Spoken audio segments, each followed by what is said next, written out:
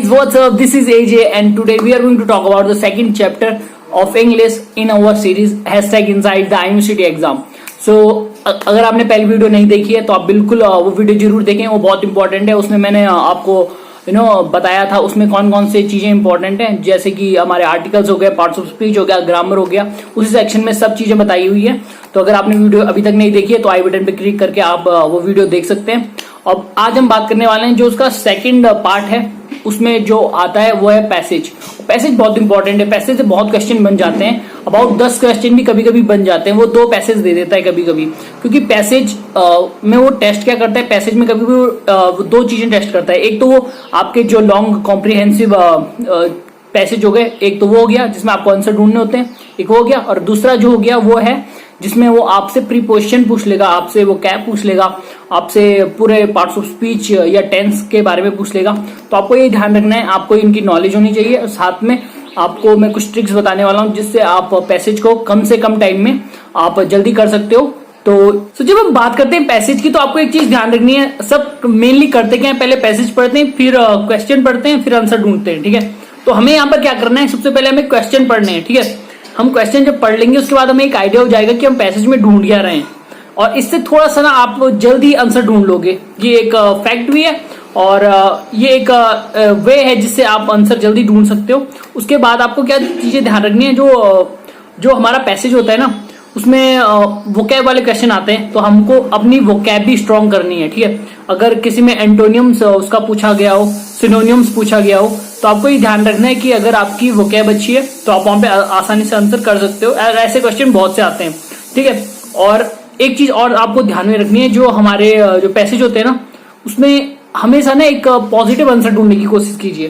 जैसे कि 4 ऑप्शन आपके पास होंगे तो बहुत से ना रिलेटेड रहते हैं एक जैसे, लेकिन आपको ये ध्यान रखना है जो पॉजिटिव आंसर होता है ना हमेशा तो वो ज्यादा सही होता है, तो उस पर ध्यान रखना।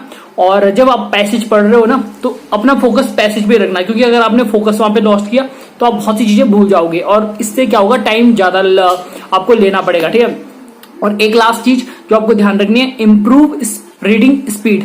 अगर आपने रीडिंग स्पीड जल्दी थोड़ा इंप्रूव कर रही है तो उसके लिए आप प्रैक्टिस कर सकते हो पैसेज की, और ये बहुत इंपॉर्टेंट होगा क्योंकि बहुत लोगों को यहाँ पर प्रॉब्लम आती है पैसेज में ही, क्योंकि आपको बहुत ज्यादा पढ़ना होता है। तो इसमें थोड़ा सा ध्यान रखना कि इन चीजों पर आप ध्यान रखें, और अगर हम ये चीजों जितने भी स्टेप्स मैंने बताए उन पे आप फोकस करोगे तो आपका पैसेज बहुत आसानी से सॉल्व हो जाएगा। और इसके बाद हम करने वाले हैं जो प्रीवियस ईयर के क्वेश्चन है, तो उसको मैं आपको बताने वाला हूं, तो ये वीडियो पूरी देखें।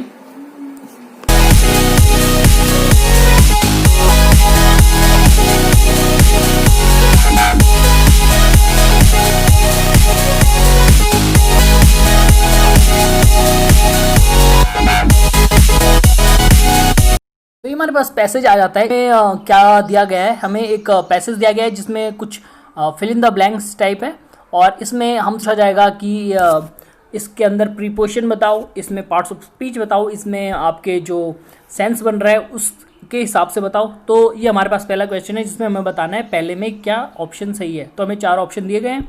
तो हमारा पहला जो है, caution prevails ahead of the dash of US elections. अब इसमें हमें सेंस निकालने की कोशिश करनी है। हमारे पास 4 ऑप्शन है। पहला आउटकम है, आउटकम हो सकता है कॉज नहीं होगा, फोल नहीं होगा, सर्कमस्टांसेस नहीं होगा। इसमें खासकर आपको एलिमिनेशन मेथड यूज करना पड़ेगा, जो मैंने आपको पिछली वीडियोस में बताई है। एलिमिनेशन मेथड में आपको पहले जो गलत आंसर है वो हटा देने हैं और फिर जो आपके पास बचते हैं उनमें से सिलेक्ट करना है। ठीक है, तो इसमें पहला आंसर आपका आउटकम हो जाएगा, आउटकम ऑफ यूएस इलेक्शन, क्योंकि आउटकम यूएस इलेक्शन के नतीजे, तो इसमें सेंस बन रहा है, तो इसका पहला आंसर हमारा आउटकम हो जाएगा। सो ये अगला है, इसमें हमें बताना है कि सेकंड में क्या फिल होगा। ठीक है, तो हमारा हो गया था outcome of US election which will dash filtering starting early Wednesday.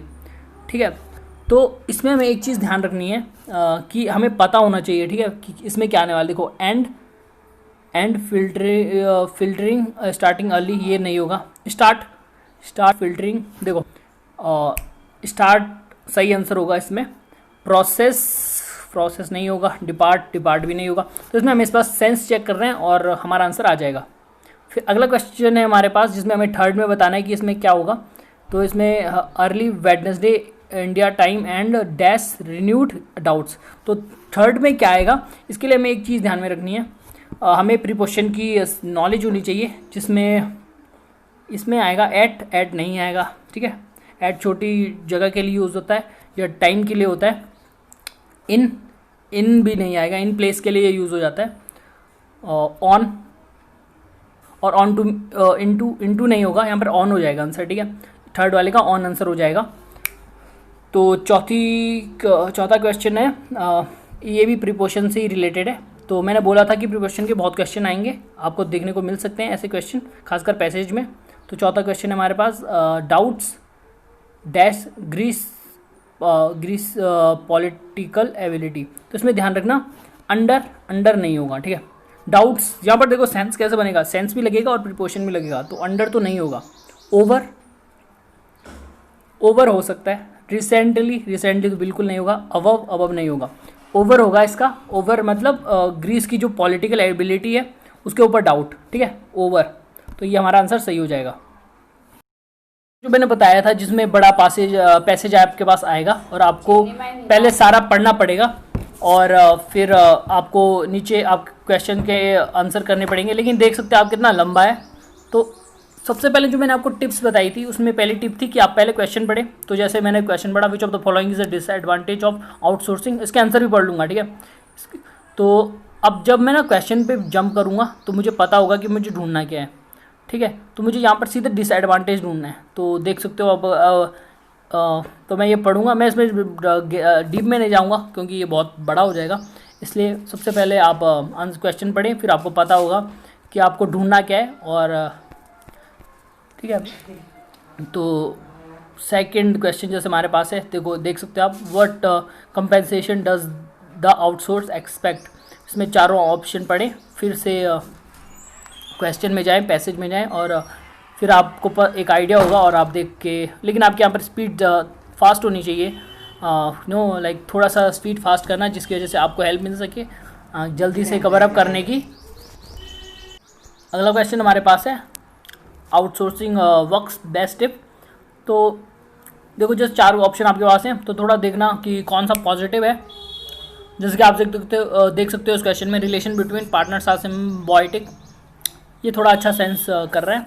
Second आपके पास outsourcer except submissive rule, submissive के गलत, थोड़ा सा नेगेटिव जो वहाँ पे जाएगा ना, वहाँ वो ऑप्शन बहुत मुश्किल से होता है, ठीक है। High cost ambience is maintained, high cost को यहाँ पर ये भी नहीं होगा।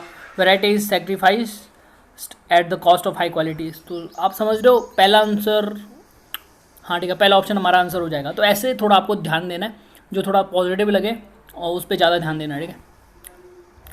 अगला क्वेश्चन है, what prohibits entrepreneurs to take up new outsource.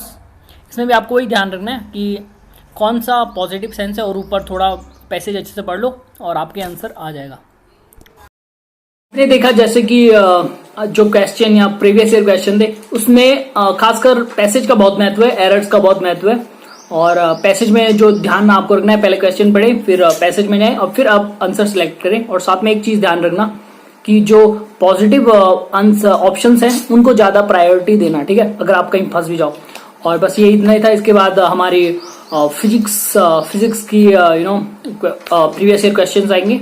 और तो नीचे मैंने कमेंट सेक्शन में ये देखा है कि बहुत बार, वैसे कमेंट मैं सारे रिप्लाई कर ही देता हूँ, लेकिन बहुत बार क्या होता है ना कि कुछ कमेंट दब जाते हैं, मीन्स बहुतों के नोटिफिकेशन नहीं आते, या जैसे मैं यूट्यूब स्टूडियो यूज करता हूँ तो बहुत से कमेंट दिखते नहीं है। मे भी कुछ कमेंट पुरानी वीडियो से आ रहे होते हैं, कुछ कमेंट नई वीडियो से आते हैं, तो इसकी वजह से कभी कभी मैं रिप्लाई नहीं कर पाता हूँ। इसलिए आप मेरे इंस्टाग्राम में मुझे फॉलो कर सकते हैं और वहां डीएम कर सकते हैं अगर आपको कुछ ज्यादा ही प्रॉब्लम है, ठीक है।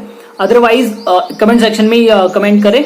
और ऐसा नहीं है, बहुतों ने मुझे इंस्टाग्राम में डीएम किया है और मैंने उनकी हेल्प करने की कोशिश की है, और किसी के लिए तो मैंने फॉर्मूले तक बना दिए थे। और बस यही है, आप अपना प्यार देते रहें, लाइक करें, कमेंट करें, शेयर करें और चैनल को सब्सक्राइब करें अगर आपने अभी तक चैनल को सब्सक्राइब नहीं किया है। तो 11th का सेक्शन स्टार्ट करूं या 12th का सेक्शन स्टार्ट करूं, इसके लिए मैं एक पोल रखूंगा और आप उस पर जरूर वोट करें, जिससे मुझे पता चल सके कि अगली वीडियो में किस पे बनाऊं। सो आशा करता हूं ये वीडियो आपको अच्छी लगी होगी।